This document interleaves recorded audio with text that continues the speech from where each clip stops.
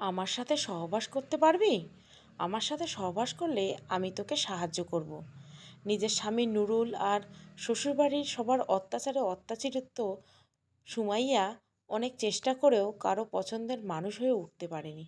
তাই বাধ্য হয়ে তান্ত্রিকের কাছে এসেছে। সুমাইয়ার রূপ যৌবন দেখে লালসায় পড়ে যায় তান্ত্রিক, আর চিকিৎসা দেওয়ার নামে তাকে নিজের যৌবন ক্ষুধার খাদ্য বানাতে চেয়ে উপরোক্ত কথাটি বলে উঠল। তান্ত্রিকের কথায় হতভম্ব হয়ে যায় সুমাইয়া। এসেছিল চিকিৎসার জন্য, আর এটা কি বলল? তার বাবার বয়সী বৃদ্ধ তান্ত্রিক। সে আবার অবাক দৃষ্টিতে তান্ত্রিকের দিকে তাকিয়ে বলল, আমি আপনার সাথে সহবাস করব? হ্যাঁ, আমার সাথে সহবাস করতে হবে তোকে, তাহলে আমি তোমাকে সাহায্য করতে পারবো। সুমাইয়ার কথায় তান্ত্রিক কথাটা তো বলে চোখ দুটো বন্ধ করলো। অন্ধকারের রুম, মাঝখানে চাদর বেছানো, চাদরের উপর কঙ্কালের হাড্ডি হুড্ডি আর লতাপাতা ও চারপাশে মোমবাতি ঘেরা। রুমটায় শুধু তান্ত্রিক আর সুমাইয়া, দুজনে দুজনার দিকে তাকিয়ে হাঁটু খেচে জাম্পা করতে বসে আছে। তান্ত্রিকের কথায় সুমাইয়া কি বলবে ভেবে পাচ্ছে না। অনেক নামকরা তান্ত্রিক তিনি। তান্ত্রিকের কথাটা যে কোনো জায়গায় উঠলে সবার মুখে কালু তান্ত্রিকের নামটাই শোনা যায়। লোক মুখে শোনা গেছে অনেক নম্রভদ্র মানবদরদি মানুষটা হচ্ছে কালু তান্ত্রিক। এই পর্যন্ত যে চিকিৎসা তিনি হাতে নিয়েছেন, সেই চিকিৎসায় সফলতা অর্জন করেছেন। কিন্তু সুমাইয়াই কেন এমন বাজে প্রস্তাব দিলেন তিনি? ভাবতেই যেন কষ্টে বুকটা হাহাকার করে উঠেছে সুমাইয়ার। এমনিতে প্রতিদিন শ্বশুরবাড়ির সবার কাছে নির্যাতিত হতে হয় তাকে। ভালো ভদ্র পরিবারের মেয়ে সে, কী করবে ভেবেই পাচ্ছে না। তখনই কালুতান্ত্রিক বলে উঠল, কী ভাবছো অমন করে? রাজি থাকলে বলো, আর না থাকলে বাসায় গিয়ে ভেবে দেখো। আর হ্যাঁ, আমার সাথে সহবাস করলে তুমি যা চাইবে তোমায় আমি তাই দিব। তান্ত্রিকের কথা শুনে বসা থেকে উঠে দাঁড়ালো সুমাইয়া। কি যেন ভেবে শাড়ির আঁচলে মুখ গুজে বাইরে এলো। বেরিয়ে যেতে যেতে বলল, আমি আপনার প্রস্তাবে কোনো মতেই রাজি না। আমি আসি, ভালো থাকবেন। রুমটা পরিত্যাগ করে চলে যেতে লাগলো। কালুতান্ত্রিক মুচকি এসে বিড়বিড় করে বলল, তুমি আমার ফাঁদে পা দিয়েছ রমণী।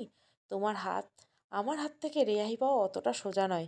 এই বলে এবার জোরে একটা পৈচাসিক হাসি দিয়ে তার অ্যাসিস্ট্যান্ট আবুলকে ডাক দেয় এবং বলে ওঠে, আবুল, কিছুক্ষণ আগে যেই মেয়েটা বের হয়ে গেল, তার মাথায় কয়টা চুল আমার পদতলে এবং মাটির যেই অংশে পা দিয়েছে সেই হাঁটবে, সেখানকার অল্প একটু মাটি আমার কাছে নিয়ে আসো তাড়াতাড়ি।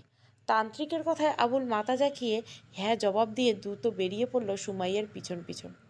সামনের দিকে সুমাইয়া হাঁটতে একটা রিক্সা ডেকে সেখানে উঠে বসলো। ততক্ষণাৎ আবুল মুখে একটা মাস্ক পরে দৌড়ে এসে সুমাইয়ার পাশে বসলো। সুমাইয়া আবুলের দিকে বিস্মিত হয়ে ভাবে তাকিয়ে বলল, আরে আপনি কে? আমার পাশে এসে বসলেনই কেন? সুমাইয়ার কথায় আবুল বলল, কোনো সমস্যা? যদি কোনো সমস্যা হয় অন্যদিকে মুখ করে যেতে পারেন। এই মামা, আমার তাড়া আছে, দ্রুত চলেন তো। আবুলের কথায় সুমাইয়া অন্যদিকে মুখ করলো। সে রিক্সা থেকে নেমে যেতে চেয়েও নেমে যায়নি, কেননা তার মাথায় শুধু তান্ত্রিকের কথাটাই ভাসছে। এক প্রকার ডিপ্রেশনে ভুগছে। আবার বাসায় গেলে স্বামী কিংবা শ্বশুর শাশুড়ি নানান কথা বলবে, এসব ভেবে মাথায় হাত দিয়েছে। রিক্সাওয়ালা চালাতে লাগলো। আবুল সুযোগ বুঝে ব্লেড দিয়ে সুমাইয়ার কানের গোড়ার অল্প কিছু চুলের আগা কেটে নেয় এবং তার স্যান্ডেলে থাকা পদতলের মাটি রিস্কার মেঝেতে পড়েছে সেগুলো কিছু মাটি পা দিয়ে তুলে নেয় হাতে। অতঃপর একটি ছোট্ট কাগজে মুড়ে নিয়ে মাঝ রাস্তায় রিস্কা ব্রেক করতে নেমে যায়। আবুলের নেমে যাওয়ার দিকে সুমাইয়া কোনো মনোযোগ নেই।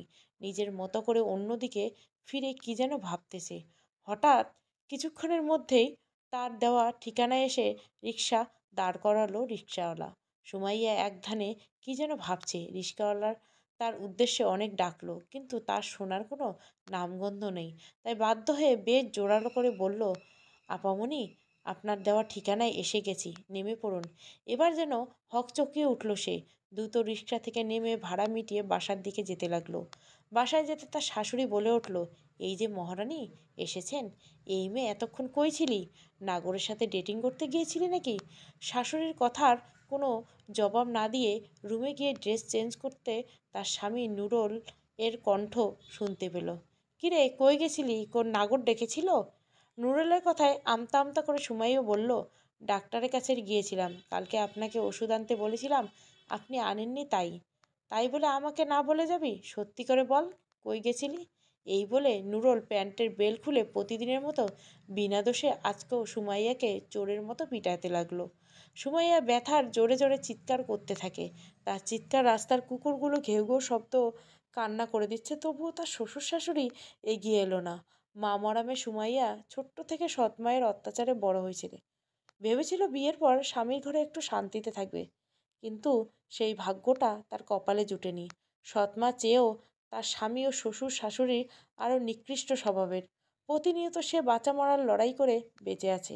সত্যি কথা বলতে দুঃখীদের দুঃখ যেন ছাড়তেই চায় না। বেল্টের আঘাতের ফলে সারা শরীরে ব্যথা সুমাইয়ের। মাঝে মাঝে সুমাইয়া আত্মহত্যার প্রস্তুতি নিয়েও সৃষ্টিকর্তাকে ভয় করতে থাকে। বিছানায় উপুর হয়ে শুয়ে কান্না করছে। হঠাৎ সে অনুভব করলো যৌন উত্তেজনা তাকে ঘিরে ধরেছে। এমন তো এ সময় হওয়ার কথা না, তবে এমন হচ্ছে কেন ভেবেই পাচ্ছে না। উত্তেজনায় কাতরাচ্ছে খুব, বলতে পারছে না তার স্বামীকে, আবার সহ্য করাটাও হচ্ছে মুশকিল। এমতো অবস্থায় কোনো উপায় না পেয়ে মাথার উপরে বালির চাপা দিয়ে নীরব হয়ে আছে। কিছুক্ষণ পর আবার অনুভব করতে থাকে তার যেন শরীরে কেউ যেন শু দিয়ে ফোরাচ্ছে। প্রতিটি ফোড়ার ব্যথায় শিউরে উঠছে সে। অবাক হওয়া করার বিষয় হচ্ছে ফোড়াগুলোর কোনো চিহ্ন নেই, তবে ব্যথা প্রচুর। কি হচ্ছে কিছুই বুঝতেছে না সুমাইয়া। এদিকে সকালে দুমুঠো ভাত খেয়েছে শুধু, খুব খিদে পেয়েছে, তাই ব্যথা ভরা শরীর নিয়ে নিত্যদিনের মতো রান্নাঘরে গিয়ে সকালে রান্না করা পানি ভাত খেয়ে রুমে এসে শুয়ে পড়ল। এখন অদ্ভুত ফোড়ার বিষগুলো বন্ধ হয়ে গেছে। শরীরটা আজ বেশ ক্লান্ত, তাই শুতে চোখে গভীর ঘুমের ছাপ আসলো। তখনই হঠাৎ করে নুরুল প্রবেশ করে সুমাইয়ার ক্লান্ত শরীরের দিকে নজর না দিয়ে যৌন উত্তেজনায় তাকে জোর করে ঘুম থেকে টেনে ওঠায়। আধমরা ঘুমন্ত সুমাইয়াকে শাড়ির আঁচলটা টেনে নিয়ে উলঙ্গ করল নুরুল। অতঃপর নিত্যদিনের মতো বৈধ ধর্ষণ করে নেতিয়ে পড়ল বিছানায়। এতে যেন নুরুলের ক্ষোভ কমেনি। লাথি দিয়ে বিছানা থেকে এখানে অন্তরা আর সুমাইয়া একই। অন্তরাকে ফ্লোরে ফেলে দিল। ক্লান্ত ঘুমন্ত শরীরে ব্যথায় ব্যথিত সুমাইয়া। ফ্লোরে পড়ার কারণে মাথার কিছু অংশ ফেটে গেছে। রক্ত ঝরতে ঝরতে সারা ফ্লোরে ছেয়ে গেছে রক্ত। এটা আজ নয়, নিত্যদিনের ঘটনা। মনের ভিতরে একগাদা কষ্ট নিয়ে ফ্লোরে ঘুমিয়ে পড়ল। মাঝরাতে হঠাৎ করে আচমকা ঘুম ভেঙে গেল। প্রচণ্ড মাথা ব্যথায় সে কাতরাচ্ছে। শরীরের প্রতিটি জায়গায় জায়গায় তো ব্যথা আছে। সুমাইয়ার কাছে মনে হচ্ছে যেন তার শরীরের মাংসগুলো তেতো হয়ে পচন ধরেছে। না হলে এত মায়ের কিভাবে সহ্য হয়? ঘুম প্রচণ্ড, কিন্তু ঘুম চোখে ধরছে না। তার মনে হচ্ছে কেউ যেন তাকে ইচ্ছে করে না ঘুমাতে বাধ্য করছে। তার জীবনে হয়তো কোনো কাচের দেওয়াল বন্দি, কাজটা ফেলে গেলেই মৃত্যু নিশ্চিন্ত। হঠাৎ করে সুমাইয়া অনুভব করলো দুটো চোখ যেন তাকে জানলার ধারে থেকে দেখছে। আলতো করে ব্যথা ভরা শরীরটা নিয়ে ফ্লোর থেকে দাঁড়িয়ে আস্তে আস্তে জানলার কাছে ধরে গিয়ে বাইরে তাকাতে ভয়ে জ্ঞান হারিয়ে ফেলল। কেননা বাইরে এক মাত্রাবিহীন একজন মহিলা ঠকঠক করে হাঁটতেছে, আর তারপর থেকে টপ টপ করে রক্ত পড়তেছে। মাথাবিহীন মহিলাটার পিছনে আরও কয়েকজন অদ্ভুত মহিলা যাচ্ছে। কারো চোখ নেই, কারো হাত নেই, কারো আবার মুখ ভয়ঙ্কর রকমের বিচ্ছিরি। সকালে নাইম আর নুরুল একই। নাইমের ঝাড়ি আর এক বালতি পানি ব্যবহারে জ্ঞান ফিরল সুমাইয়ার। রাতের অদ্ভুত ঘটনা ভীত সে মনে করল কালাতান্ত্রিকের কথা। কখনো কোনো দিন এরকম অদ্ভুত কিছু তার সাথে হয়নি। কাল থেকে যেন এসব ঘটনা ঘটতেছে। তার অদ্ভুত ঘটনাগুলো ভাবাচ্ছে তাকে। কি করবে সে? এসব থেকে মুক্তি পাওয়ার উপায় কি? কালাতান্ত্রিকের চাল নয় তো? এসব ভাবার মাঝে যে সিদ্ধান্ত নিল কালাতান্ত্রিকের কাছে যাবে। অতঃপর কাউকে না জানিয়ে চুপটি করে নুরুলের মানিব্যাগ থেকে কিছু টাকা নিয়ে বাসা থেকে বেরিয়ে কালাতান্ত্রিকের চিকিৎসালয়ের উদ্দেশ্যে রওনা দিল। সে মেইন রাস্তা আসতে একটা রিক্সা তাকে ডাকতে তাড়াহুড়ো করে সে রিক্সা এসে বলল, রিক্সাওয়ালাকে দেখে অন্তরা ঠিকানা না বলে দিতে রিক্সাওয়ালার সঠিক রাস্তা অর্থাৎ কালাতান্ত্রিকের চিকিৎসালয়ের দিকে যেতে লাগলো। অন্তরা বিষয় বুঝতে না পেরে মাথায় হাত দেয়। তার যেন মনে হচ্ছে তাকে তুলে নেওয়ার জন্য আগের থেকে রিক্সা ওখানে দাঁড়িয়েছিল। এসব ভাবার মাঝে রিস্কা এসে কালাতান্ত্রিকের চিকিৎসালয়ের সামনে এসে দাঁড়ায়। অন্তরা রিস্কা থেকে নেমে তার ব্যাগ থেকে টাকা বের করে রিস্কাওয়ালাকে দেখবে, তখনই সে দেখতে পেল রিস্কাওয়ালা টাকা না নিয়ে যাচ্ছে। পিছন থেকে সে ডাকতেছে, কিন্তু কিছুতেই তার ডাক শুনছে না রিস্কাওয়ালা। অবাক হয় অন্তরা। তখনই কালাতান্ত্রিক তার সামনে আসে এবং বলে ওঠে, ওকে ডেকে কোনো লাভ নেই, পিছনে ফিরে আসবে না। হঠাৎ করে তান্ত্রিকের কথায় শব্দে চমকে ওঠে অন্তরা। কিছুক্ষণ চুপ থাকার পর বলল, উনি কেন পিছনে ফিরে আসবে না, টাকা নেবে না? অন্তরার কথায় মুচকি হেসে তান্ত্রিক বলল, জিনেরা কখনো টাকা নেয় না, টাকা দেয়। কথাটা শুনতে চোখ বড় বড় হয়ে তান্ত্রিকের দিকে হা করে তাকালো অন্তরা এবং বলে উঠল, রিস্কাওয়ালা লোকটা জিন ছিল? হ্যাঁ, সে জিন ছিল, আমার পোষা জিন। তুমি আসবে আমি জানি, তাই তো তাকে পাঠিয়েছি তোমাকে আনতে। এখন রুমে এসো। এই বলে কালাতান্ত্রিক নিজের অদ্ভুত রুমটায় প্রবেশ করালো। তার পিছনে পিছনে অন্তরা। রুমে প্রবেশ করতে কালাতান্ত্রিক অন্তরাকে বলল, তুমি কি আমার প্রস্তাবে রাজি? কথাটা শুনে অন্তরার সারা শরীর শিউরে ওঠে এবং লোমগুলো দাঁড়িয়ে যায়। আর মনে পড়ে কাল থেকে ঘটে যাওয়া সমস্ত অদ্ভুত ঘটনা।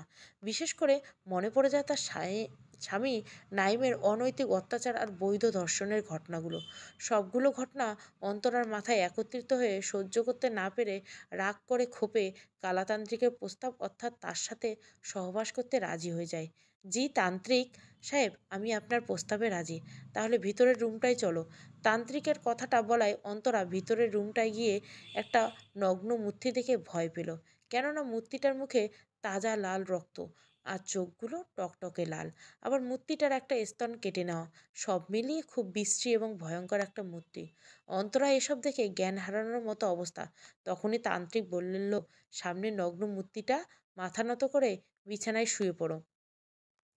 তান্ত্রিকের কথা মতো অন্তরা মূর্তিটার সামনে মাথা নত করে বিছানায় শুয়ে পড়ল।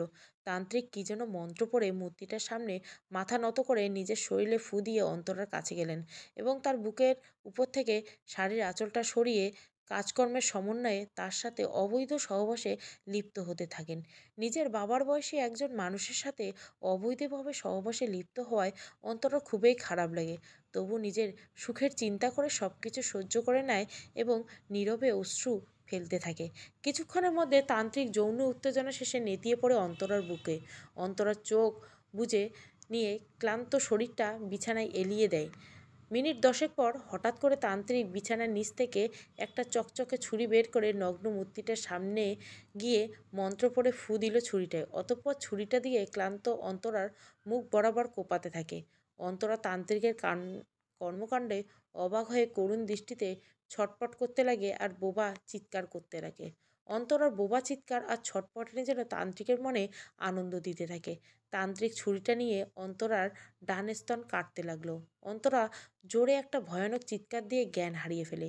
তান্ত্রিক স্তনটা কেটে মূর্তির পাশে রেখে দেয় আর কিছু রক্ত নিয়ে মূর্তিটার নাকে মুখে লাগিয়ে দেয় আর মন্ত্রের স্বরে বলে, হুরুং জুরুং জুর, জেগে ওঠ নগ্ন হুর, জিতাং পিতাং নেহাক, হয়ে যা ভয়ানক, ধ্বংস করবে কর মানব সমাজ, পৃথিবীতে পরিশেষে যেন কালাতান্ত্রিক বিরাজ। মন্ত্র পড়া শেষ হতে অদ্ভুতভাবে মূর্তিটা জ্যান্ত হয়ে উঠল এবং ভয়ানক একটা হাসি দিয়ে অন্তরার স্তনটা নিজের কাটা স্তনে লাগালো এবং অজ্ঞান হওয়ার অন্তরার পাশে গিয়ে তান্ত্রিক হাত থেকে ছুরিটা বের করে অন্তরার বুকটা কেটে হাড়টা বের করে খেতে লাগলো। এর মাঝেই অন্তরা অজ্ঞান অবস্থায় মৃত্যু ঘটে। মূর্তিটা উচ্চস্বরে হাসতে থাকে। তখনই তান্ত্রিক বলল, পিশাচিনী, তুমি শান্ত হও আর ধৈর্য সহকারে তোমার নিজের মূর্তির রূপে ফিরে যাও। তোমায় আর কিছুদিনের মধ্যে আমি জীবন দিয়ে দিব, তখন যা ইচ্ছা করতে পারবে। তান্ত্রিকের কথায় মূর্তিটা আগের রূপে ফিরে যায় এবং আগের স্থানে আগের মতো হয়ে যায়। তান্ত্রিক মুচকি হেসে অন্তরার লাশ খাটের নিচে রেখে দেয় এবং পূর্বের মতো রুমটা পরিষ্কার পরিচ্ছন্ন করে দেয় আর বাইরে বের হতে হতে বলে, আরও নতুন কোনো শিকার ধরতে হবে পিশাচিনীকে নতুন জীবন দিতে। তান্ত্রিকের কথা শেষ করতে না করতে তার রুমের দরজায় দাঁড়িয়ে একজন মেয়ে থেকে সালাম দিতে দিতে ভিতরে প্রবেশ করে। মেয়েটাকে দেখে তান্ত্রিক চোখ কপালে উঠে যায় আর বলতে থাকে, অন্তরা, তুমি এখানে? এটা কি করে সম্ভব? তান্ত্রিকের কথায় মেয়েটা বলে উঠল, আরে তান্ত্রিক বাবা, আপনি আমার নামটা কি করে জানলেন? আপনি মহান। তান্ত্রিক বাবা। অন্তরা রূপে মেয়েটার কথাগুলো শুনতে ভয় পেল কালাতান্ত্রিক। চোখের সামনে যা দেখছে তা কি বাস্তব নাকি ভুল কিছু? চোখ ঘোলা ও ঝাপসা হয়ে আসতেছে তার। তখনই অন্তরারূপের মেয়েটা বলে উঠল, কি হলো তান্ত্রিক বাবা, আপনি এরকম ভয় পেয়ে আছেন কেন? মেয়েটার কথায় কি যেন মন্ত্র পড়তে পড়তে বুকে ফু দিল তান্ত্রিক, আর বলে উঠল, সত্যি করে বলো তুমি কে, এখানে কি জন্য এসছো? অন্তরার আত্মা নয় তো তুমি? তান্ত্রিকের কথায় মুচকি হাসলো মেয়েটা, সাথে কিছু অবাক হয়ে বলল, এসব কি বলতেছেন তান্ত্রিক বাবা? আমি অন্তরা, আত্মা কেন হতে যাব? আমায় বাঁচিয়ে নিন বাবা, আমার শ্বশুরবাড়ির কেউ আমাকে দেখতে পারে না। তান্ত্রিক বাবা অবাক হয়ে অন্তরার দিকে তাকিয়েছে। এক চেহারা দুই মানুষ সে এই প্রথম দেখলো। এমনকি কথাবার্তা এবং চলন ফিরনও এক। আমতা আমতা করে বলল, আপনার স্বামীর নাম বলেন। নাইম আহমেদ। নামটা শুনে দুহাত ছিটকে গেল কালাতান্ত্রিকের। স্বামীর নামও এক, কি একটা বীভৎস কাহিনী। বিষয়টি নিজের মস্তিষ্কে ভালোভাবে নিতে পারল না। মনে মনে জিন ভূত জ্বালানোর মন্ত্র পড়তে লাগলো। মন্ত্র শেষ করে অন্তরা শরীরে ফু দিতে যাবে, তখনই অন্তরা তান্ত্রিকের গলা চেপে ধরল। সাথে সাথে অন্তরার চোখ দুটো লাল হয়ে যায়। সারা শরীর রক্তের ছিটেফোঁটা দাগ ফুটে ওঠে। সাথে সাথে একটা কাটা স্তন থাকে, স্তনের জায়গা থেকে টপ টপ করে তাজা রক্ত পড়তে দেখে। তা দেখে ভয় পেয়ে যায় কালাতান্ত্রিক। অন্তরা থেকে অনেক কষ্টে নিজেকে ছাড়িয়ে নিয়ে দৌড়ে তার বসার জায়গায় গিয়ে বসলো এবং সামনে থাকা একটা শুকনো কঙ্কালের হাড্ডি হাতে নিয়ে মন্ত্র পড়তে শুরু করলো। সে যতই মন্ত্র পড়ে ততই অন্তরা চিৎকার করতে থাকে। বেশ কিছুক্ষণ চিৎকার করার পর বলে উঠল, ওই তান্ত্রিক, মন্ত্র বন্ধ কর, আমি চলে যাচ্ছি।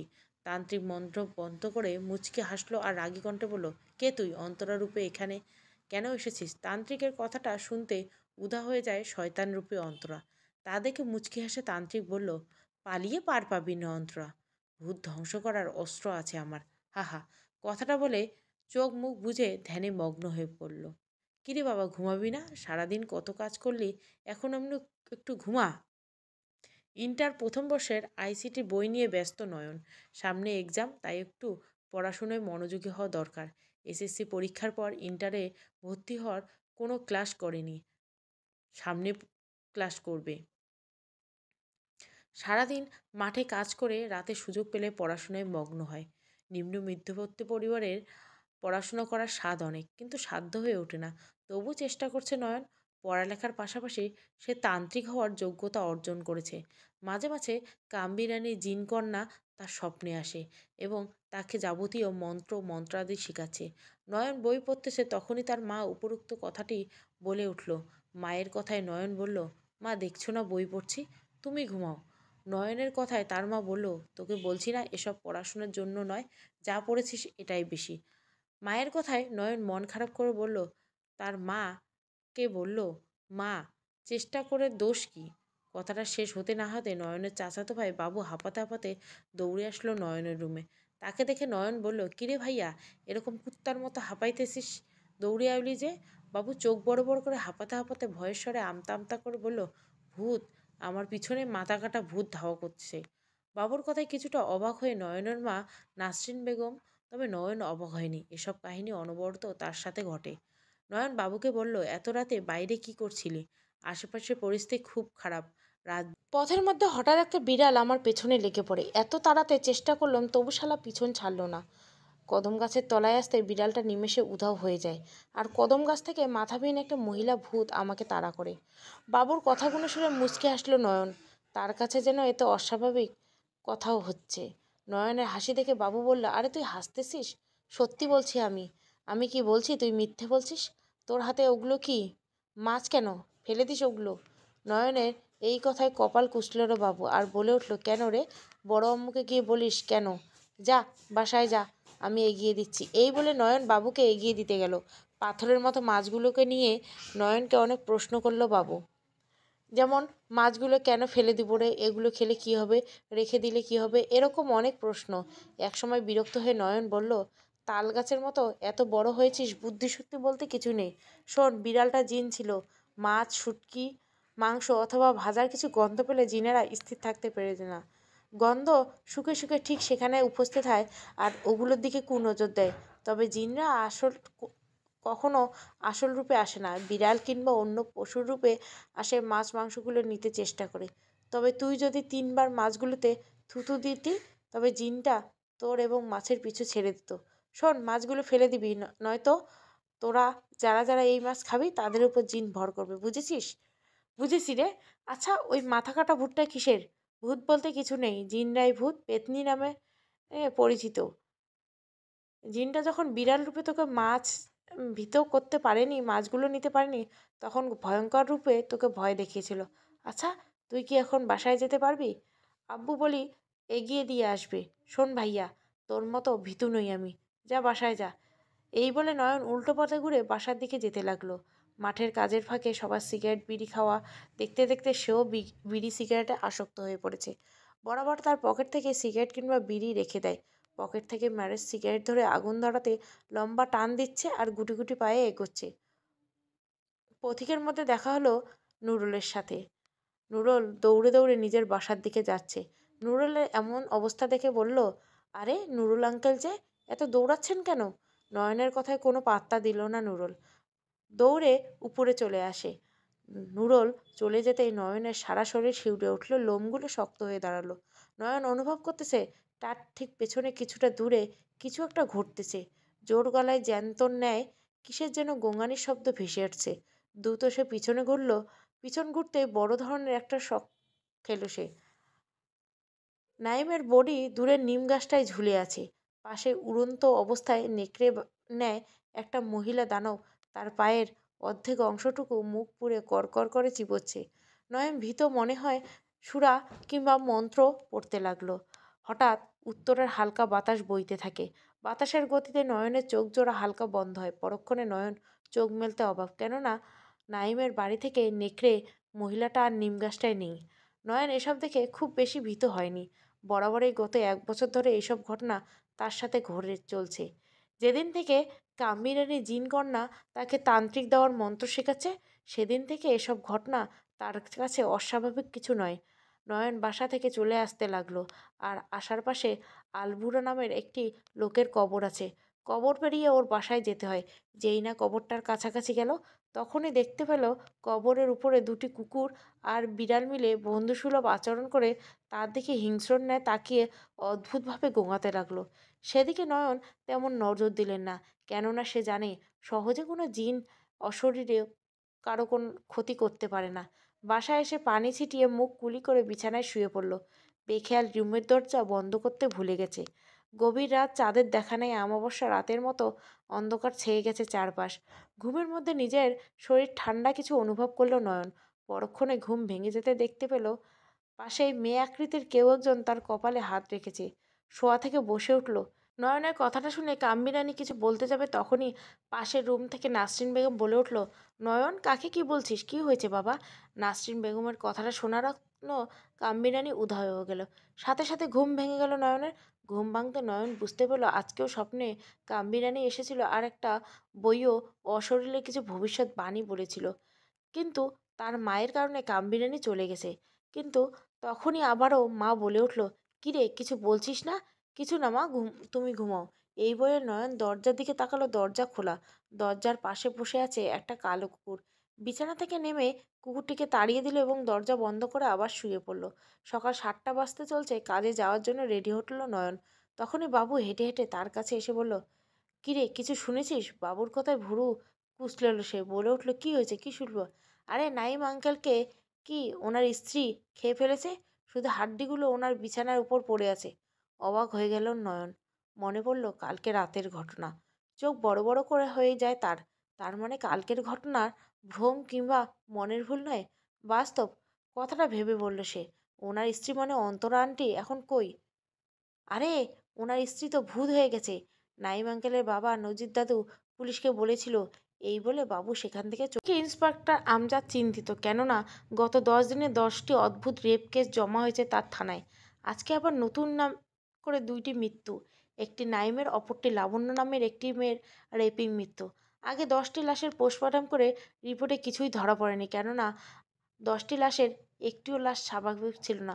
সব কয়টি লাশের ছোট ছোট টুকরো ছিল। শুধু সম্পূর্ণ মাথাটাই স্বাভাবিক ছিল।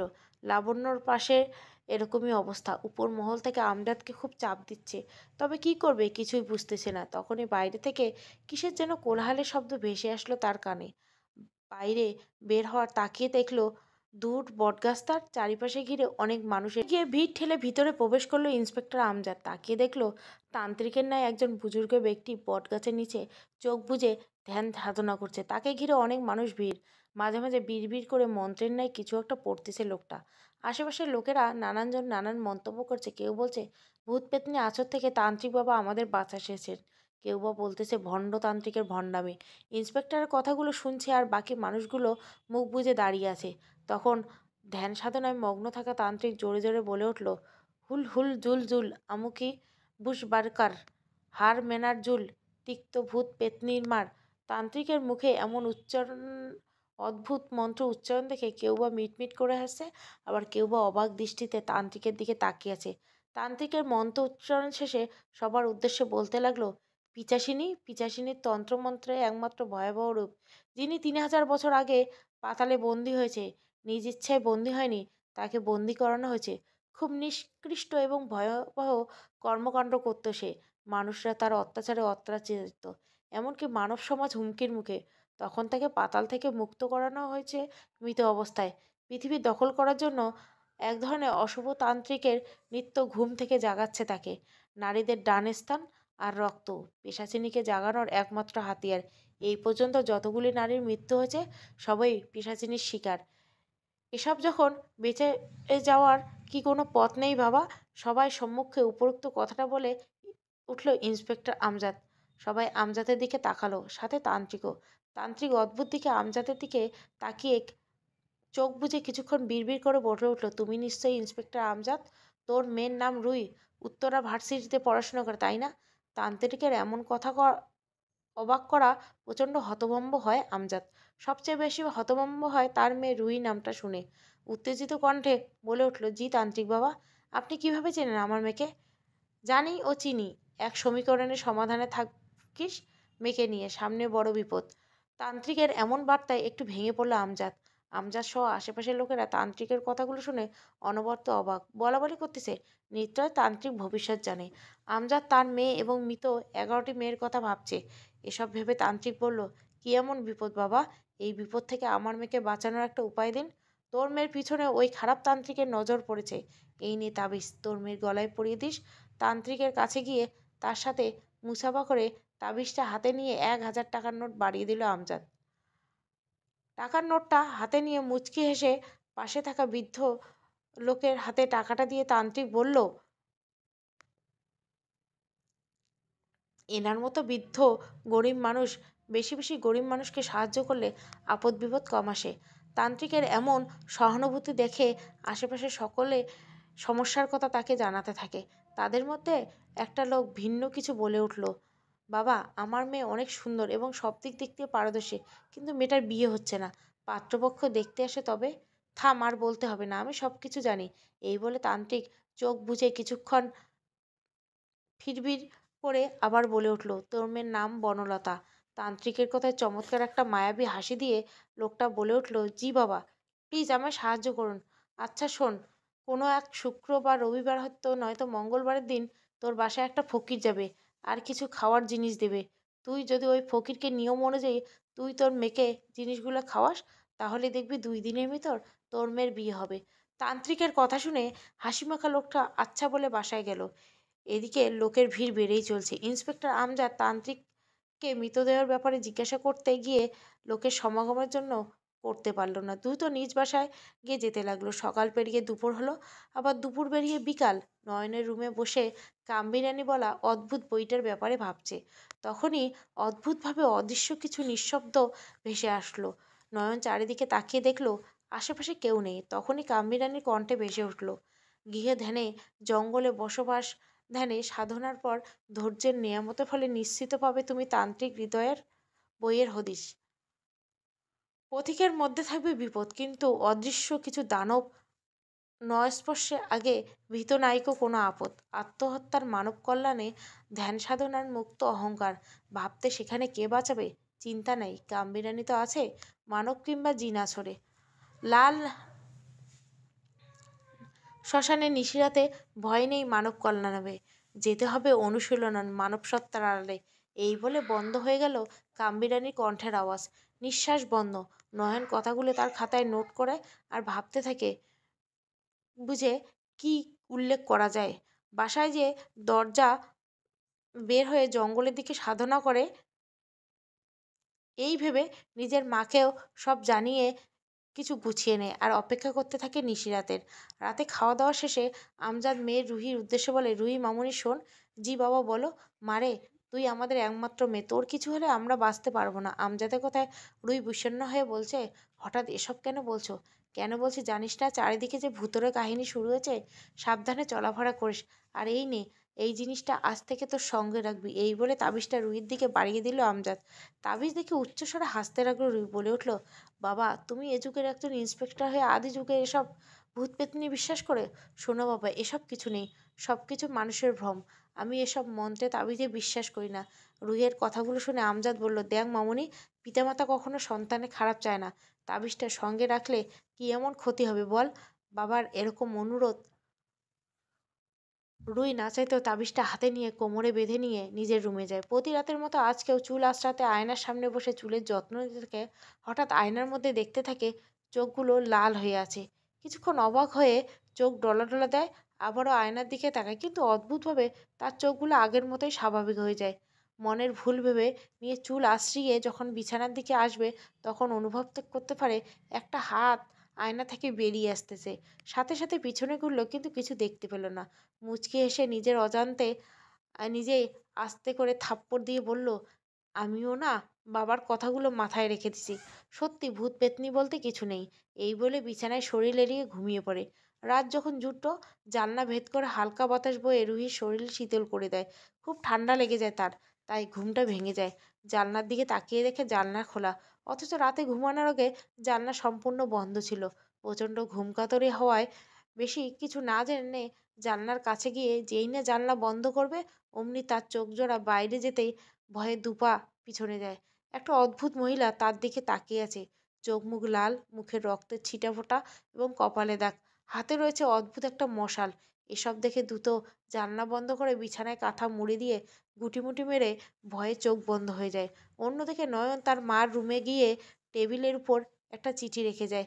পায়ে সালাম করে চুমু খেয়ে নিজের রুমে গিয়ে কাঁধে গোছানো ব্যাগ ঝুলে নেয় এবং হাতে একটা বড় লাঠি নিয়ে বাইরে বের হতে দেখতে পেল ছোট ছোট লাল একটি দূরে টাঙানো। নয়ন বুঝে যায় এটি তার যাওয়ার পথ, তাই জোরে জোরে হাঁটতে থাকে। পথের মধ্যে হঠাৎ মেলি কণ্ঠে শুনতে পেয়ে বাঁচাও বাঁচাও চিৎকার। হয়তো কেউ বিপদে পড়ছে। সেই চিৎকার অনুসরণ করে একটা বাসার সামনে এসে দাঁড়ালো। বাসাটার বাইরে দেওয়ালে লেখা আছে কালাতান্ত্রিকের চিকিৎসালয়। চিৎকার বাসাটার ভিতর থেকে আসতেছে, তাই দরজার সামনে গেল। দেখতে পেল দরজাটা খোলা। ভিতরে প্রবেশ করতে অন্ধকার রুম, কালো জাদুর অনেক জিনিসপত্র। সেদিকে তেমন নজর না দিয়ে চিৎকার শব্দটার দিকে যেতে লাগলো। নয়ন বুঝতে পারলো সামনের রুমটা থেকে আসে, তাই লুকিয়ে সামনের রুমটায় যেতে আটকে উঠলো। দেখতে পেল কান্নাতান্ত্রিক একটা মেয়েকে বেঁধে রেখেছে এবং মেয়েটার ডান স্তন কাটতেছে এবং পিছন থেকে একটা মাটির মূর্তি, মাংসপেশী মানব ধীরে ধীরে পরিণত হয়েছে। তান্ত্রিক মেয়েটার রক্তগুলো মূর্তির মুখে লাগিয়ে দেয়। এভাবে দেখে নয়ন ভয়ে মুখ চেপে ধরে বাইরে আসে। তখনই জিনকন্যা কামবিনানি তার সামনে এসে বলল, নয়ন, যা দেখলে তা তোমাকে বন্ধ করতে হবে। প্রতিদিন যে মেয়েগুলো টুকরো টুকরো মাংস পাওয়া যাচ্ছে, তাতে কালাতান্ত্রিকের হাত রয়েছে। সে 3000 বছর ধরে অতৃপ্ত আত্মাটাকে মুক্ত করতে পৃথিবী নিজের আয়ত্তে আনতে চায়। আত্মাটা হচ্ছে কালাতান্ত্রিকের পিছনে থাকা মহিলাটি আকৃতি পিশাচিনী মূর্তিটা। মূর্তিটার মধ্যে খুবই দ্রুত জাগ্রত হবে অদ্ভুত আত্মাটা। এর আগেই তাকে ধ্বংস করতে হবে ওদের অনৈতিক প্ল্যান। পিশাচিনী আত্মাটা মহিলার মতো দেখতে হলেও কিন্তু মহিলা নয়। সময় হলে সব কিছুই যেন যাবে। এমন এখন তেমন গন্তব্যের দিকে রওনা দেও। কথাগুলো শুনে অবাক হয় নয়ন। মনের ভিতরে অজানা সাহস আসলো। তাকে মানব সমাজকে বাঁচাতে হবে। এই ভেবে লাল নিঃসরণ অনুসরণ করে রওনা দিল নিজের অজানা গন্তব্যের দিকে। কিছুদূর গিয়ে দেখতে পেল অনেকগুলো অদ্ভুত ভুতুড়ে মহিলা তার দিকে এগিয়ে আসছে আর কি যেন বলছে। নয়ন অবাক হয়ে যায়। এই মতো অবস্থায় সে কী করবে কিছুই বুঝতে পারতেছে না। তবে একটা জিনিস নয়নকে অনেক বেশি অবাক করে দিল। সে দেখতেছে অদ্ভুত মহিলাগুলি কান্না করতেছে আর তাদের চোখ থেকে পানি নয় বরং লাল টকটকে রক্ত ঝরছে। হঠাৎ কামবিরানির কণ্ঠে অদৃশ্যভাবে ভেসে ওঠে, পথিকের মধ্যে থাকবে বিপদ কিংবা অদৃশ্য কিছু দানব ন স্পর্শের আগে ভীত নইকো কোনো আপদ। কথাটা বলে উচ্চস্বরে বলে উঠল। কাম্বিরানি এই কথাগুলোর দ্বারা কি বোঝাতে? আমি তো কিছু বুঝিনি তখনও। কথাটা শেষ করে সামনে তাকিয়ে দেখতে পেল অদ্ভুত মহিলাগুলো তার খুব নিকটে এসেছে। তখনই কাম্বিরানির কণ্ঠে ভেসে উঠল, তোমার কোনো ভয় নেই? ন স্পর্শের দাগে ভীত অর্থ হলো তোমাকে স্পর্শের আগে ভীত হয়ে যাবে যে কোনো আপদ বিপদ। কথাটা শেষ না হতেই দেখলো নয়ন সামনে তাকিয়ে দেখলো অদ্ভুত মহিলাগুলো খুব কাছে এসে হাত বাড়ালো তার দিকে। তা দেখে সে চোখ বুজে নিল। প্রায় 5 মিনিট চোখ বুজে থাকার পর লক্ষ্য করলো অদ্ভুত মহিলার হাতে কোনো আঁচড় তার শরীর স্পর্শ করলো না। যখন চোখ খুলল তখন অবাক হয়ে গেল, কেননা অদ্ভুত মহিলাগুলি সেখানে আর ছিল না, উধাও হয়ে গেল। নয়ন হতভম্ব হয়ে বুঝতে পারল এই অদ্ভুত মহিলাগুলি নয়তো কালাতান্ত্রিকে রেপ করে স্থান কেটে মেরেছে, তাই তাদের আত্মাগুলো অতৃপ্ত হয়ে কান্না করে বেড়াচ্ছে। নয়ন এসব ভেবে লাল নিষ্মান অনুসরণ করে হাঁটতে লাগলো। হাঁটতে হাঁটতে একটা নদীর সামনে এসে পড়ল। নদী দেখে মনে হচ্ছে বেশ গভীর। নদীর অপর পাশে চাঁদের আলোয় লাল নিশান বেশ ভালো করে দেখা যাচ্ছে। সে কিভাবে পার হবে ভাবছে। আশেপাশে ভালোভাবে দেখলো কিন্তু নদী পার হওয়ার জন্য কোনো পদ্ধতি দেখতে পেল না। কামিরানি কিছু একটা করবে জানে, তাই নদীর কিনারায় একটা গাছের নিচে মাথাটা হেলান দিয়ে বসে আছে। ঘুমে চোখ দুটো বুজে আসতেছে। তার একসময় ঘুমিয়ে পড়ল। হঠাৎ নদীর মধ্যে থেকে কলকলে আওয়াজ ধরে আসলো। নয়নের আধারা ঘুমটা ভেঙে গেল। নদী তাকিয়ে দেখলো একটা নৌকা তার দিকে আসতেছে। অদ্ভুত ব্যাপার, নৌকায় কোনো মাঝি নেই। বইটা অটোমেটিক একাই কাজ করছে। নৌকা মধ্যে টিপটিপ করে একটা ছোট ল্যাম্পের ন্যায় পতিতে আগুন জ্বলছে। একসময় নৌকাটা নয়নের সামনে এসে দাঁড়ালো। নয়ন অবাক হয়ে ভয় ভয় করে সৃষ্টিকর্তার নাম নিয়ে নৌকায় উঠে বসছে। বইটা অটোমেটিক কাজ করতে করতে আর নৌকা আপন গতিতে চলতে লাগলো। নৌকা বেশি অর্ধেক নদী পার হতেই বইটা কাজ করা বন্ধ করে দিল আর হুট করে ডুবে যেতে লাগলো নৌকাটি। তখন দেখে নয়ন নদীতে লাফ দিয়ে সাঁতারে ওপাশে কিনারা এসে পিছনে ফিরে নদীটার দিকে তাকালো, নৌকাটি নেই, হয়তো ডুবে গেছে। এই ভেবে সে লাল নিশান অনুসরণ করে নিজের অজানা গন্তব্যের দিকে যেতে লাগলো। একসময় গন্তব্য একটি পাহাড়ি জঙ্গলে আসলো আর দেখলো দূরের চূড়ায় এসে লাল নিশান শেষ, আর দেখা যাচ্ছে না।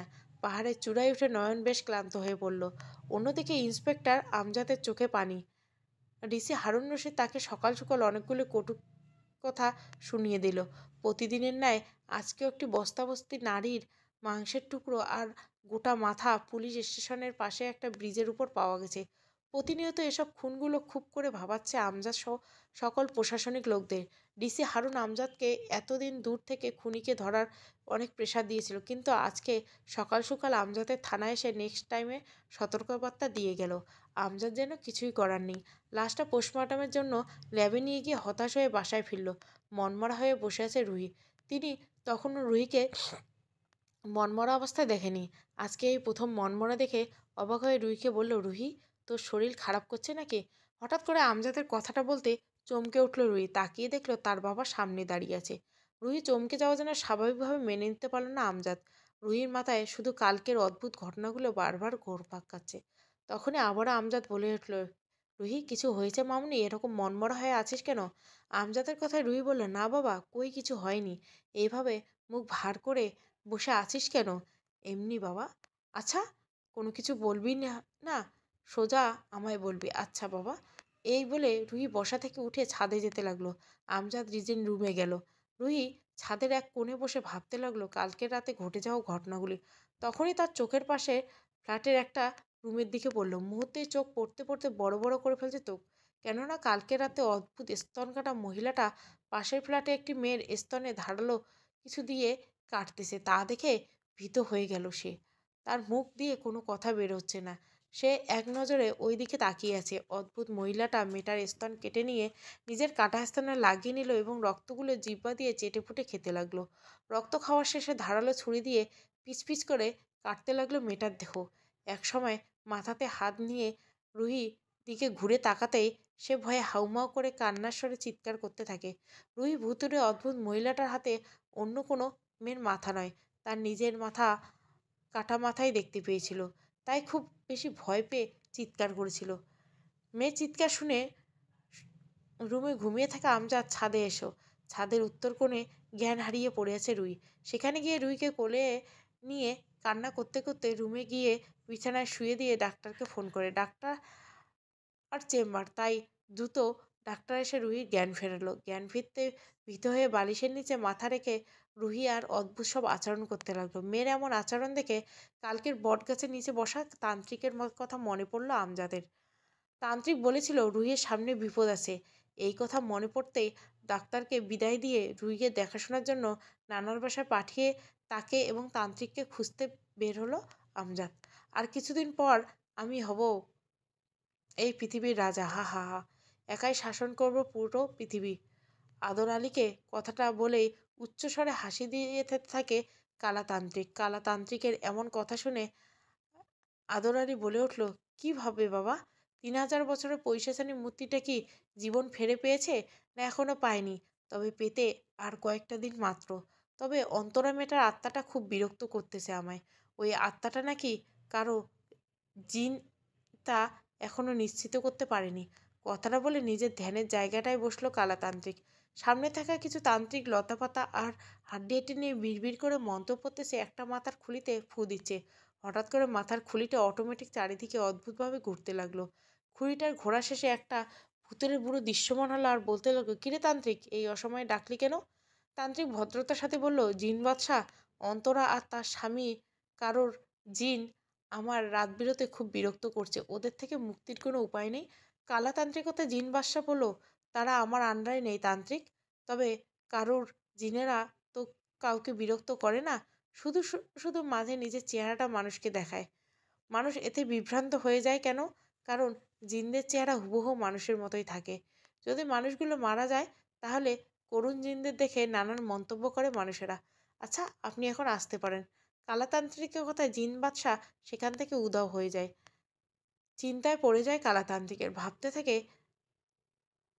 কারো জিন না যদি না হয় তাহলে আমায় বিরক্ত করছে কে? অন্তরা আত্মা নয় তো? এসব ভাবছে তখনই তার সামনে কড়া করে কণ্ঠে ভেসে উঠল, সাবধান কালাতান্ত্রিক, সাবধান। আহা, চলবে।